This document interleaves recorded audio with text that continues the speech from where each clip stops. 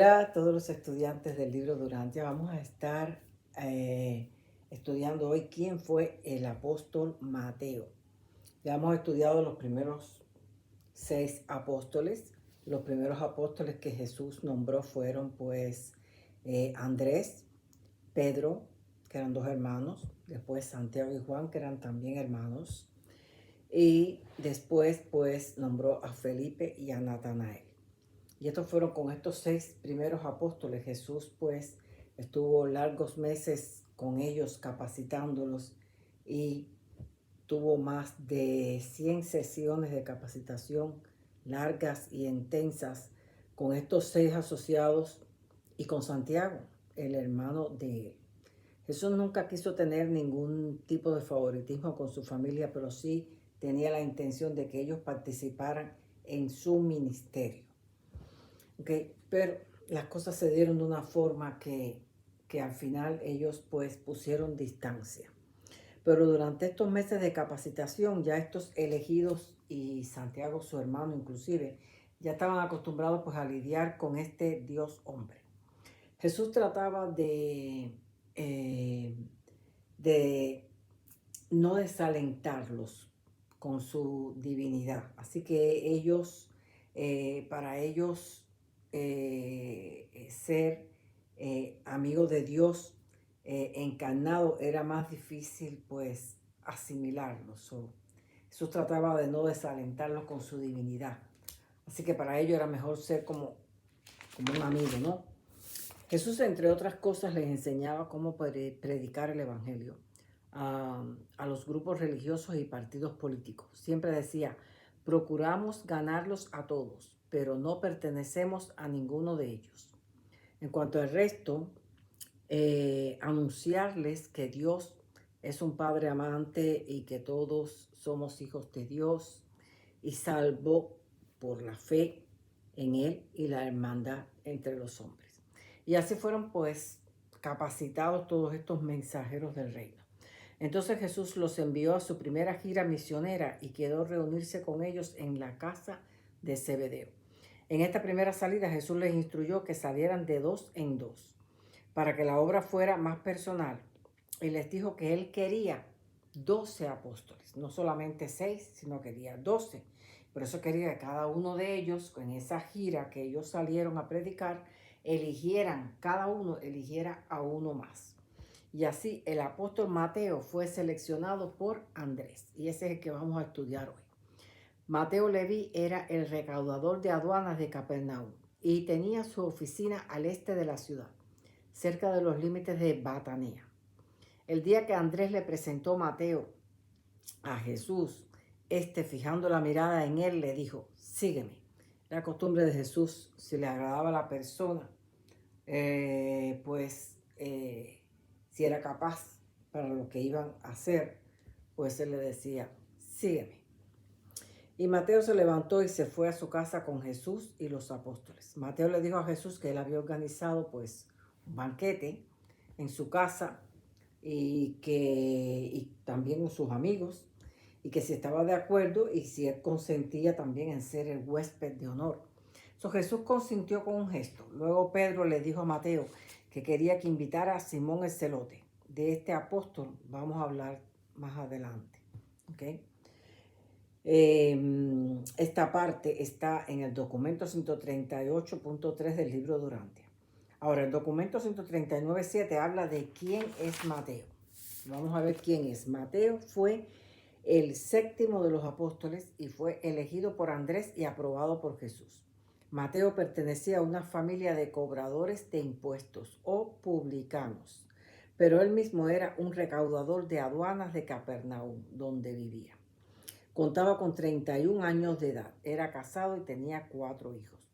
Casi todos los apóstoles tenían más o menos la misma edad de Jesús, acerca, unos cuantos menos, unos cuantos yo creo que más o menos igual. Era un hombre de moderada riqueza, el único de los que pertenecían al cuerpo apostólico con ciertos medios. Era un buen hombre de negocios, una persona sociable, tenía el don de hacer amigos y de llevarse bien con una gran variedad de personas. Andrés lo nombró representante financiero de los apóstoles. Acuérdense que cuando ya tenían los 12, pues Andrés hizo un nombramiento, organizó el grupo y a cada uno le dio una tarea que hacer. En cierto modo, Mateo era el agente fiscal y el portavoz publicitario de la organización apostólica. Era un juez agudo de la naturaleza humana y un propagandista muy eficaz. Su personalidad es difícil de visualizar, pero fue un discípulo honesto y su fe en la misión de Jesús y en la certeza del reino creció con el tiempo. El punto fuerte de Mateo Leví era su devoción sincera a la causa.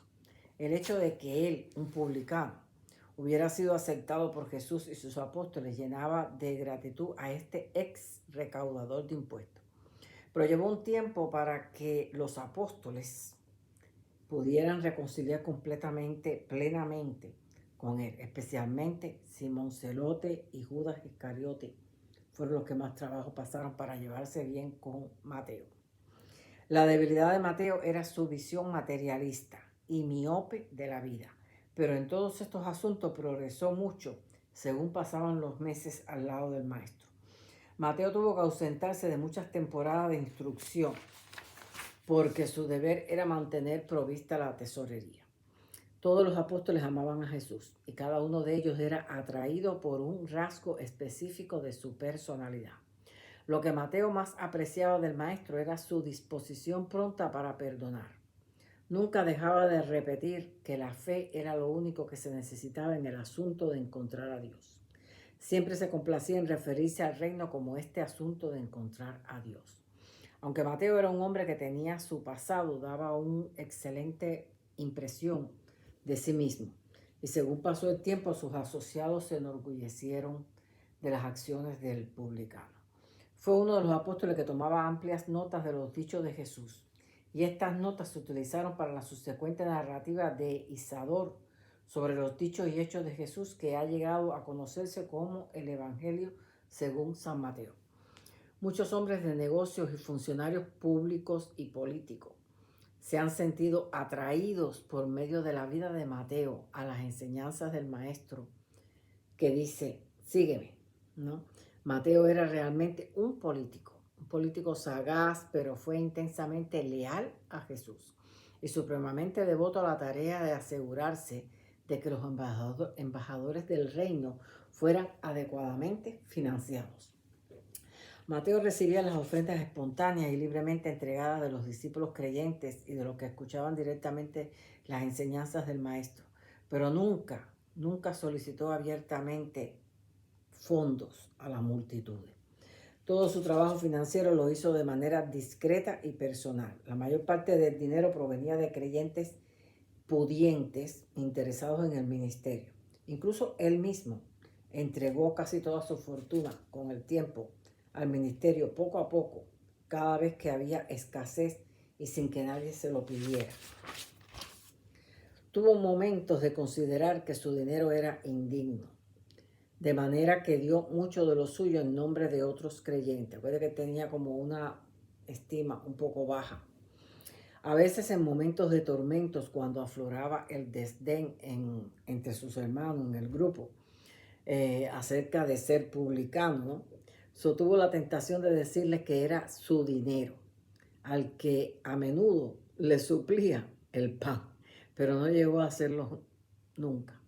Otras veces, con tal de quedarse a escuchar el mensaje del maestro y no tener que ir a hacer su trabajo, pues él hacía aportes generosos de su propio dinero. Él deseaba que Jesús lo supiera, pero no se daba cuenta que Jesús ya estaba en su plena divinidad, en su plena conciencia de su divinidad, y todo lo sabía. Los apóstoles murieron sin saber que Mateo fue su benefactor a tal extremo, que cuando fue a proclamar el Evangelio del Reino después del comienzo de las persecuciones, estaba prácticamente en la miseria, es decir, que ya lo había dado todo. Jesús le dio admoniciones a todos los apóstoles la noche de la Santa Cena, que fue también la última cena. Y a Mateo le dijo, ya no tendrás que preocuparte por abastecer el tesoro del grupo apostólico. Pronto, muy pronto, todos vosotros estaréis dispersos. No se te permitirá disfrutar del consuelo y apoyo de uno solo de tus hermanos. Mientras seguís predicando este evangelio del reino, tendréis que encontraros nuevos asociados.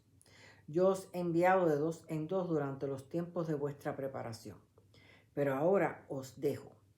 Cuando os hayáis recuperado de la congoja, saldréis solos y hasta los confines de la tierra proclamando esta buena nueva. Que los mortales estimulados por la fe son hijos de Dios. Mateo le preguntó, pero maestro, ¿quién nos enviará? ¿Nos mostrará Andrés el camino? Acuérdate que Andrés era el líder del grupo.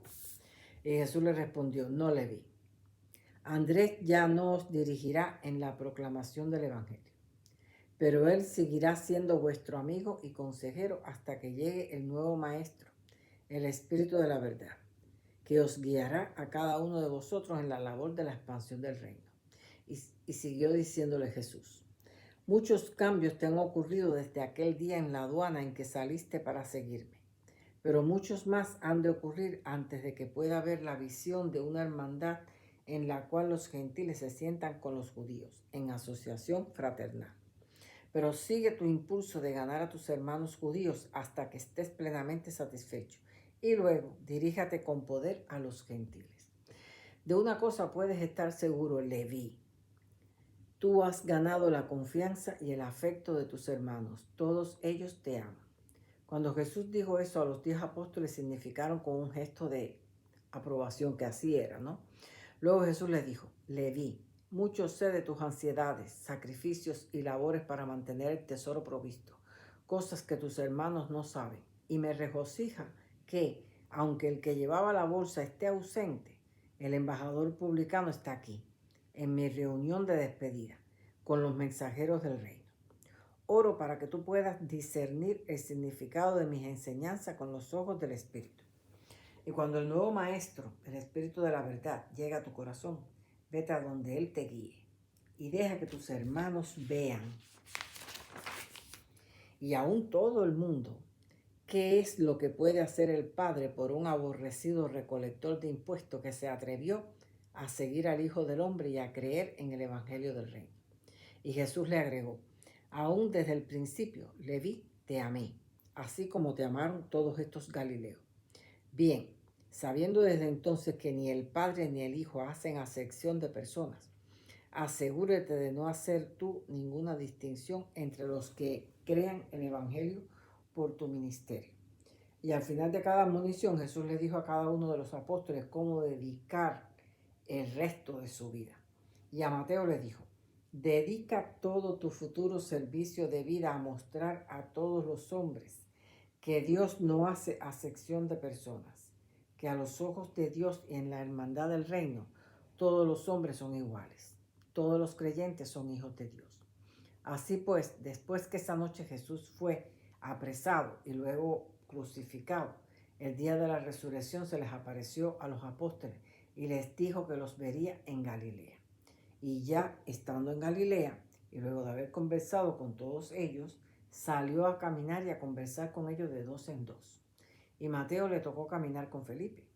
Y luego de que Jesús hablara con Felipe, le preguntó entonces a Mateo, Mateo, ¿albergas en tu corazón el deseo de obedecerme? Y Mateo le dijo, sí, Señor, estoy totalmente dedicado a hacer tu voluntad.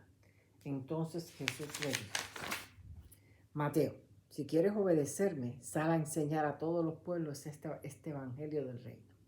Ya no servirás más a tus hermanos en las cosas materiales de la vida. De ahora en adelante, tú también debes proclamar la buena nueva de la salvación espiritual. De ahora en adelante, pon tu atención solo en obedecer tu encargo de predicar este evangelio del reino del Padre. Así como yo he hecho la voluntad del Padre en la tierra, así cumplirás tú la misión divina. Y recuerda, tanto los judíos como los gentiles son tus hermanos. No temas a ningún hombre a proclamar el evangelio. A donde yo voy, tú dentro de poco vendrás. Cuando las persecuciones obligaron a los creyentes a abandonar a Jerusalén, Mateo viajó al norte predicando el evangelio y bautizando a los creyentes. Sus antiguos asociados apostólicos nunca más supieron de él. Mateo siguió su ministerio en Siria, en Capadocia, en Galacia, en Bitinia y en Tracia. Y fue en Tracia, en Lisimaquia, que ciertos judíos infieles conspiraron con los soldados romanos para disponer de su muerte. Este publicano regenerado ya murió triunfante en la fe de la salvación que él había aprendido de su maestro durante su reciente estadía en la tierra. Hasta aquí llegamos con Mateo. Los espero en el próximo. Vamos a estudiar a Tomás.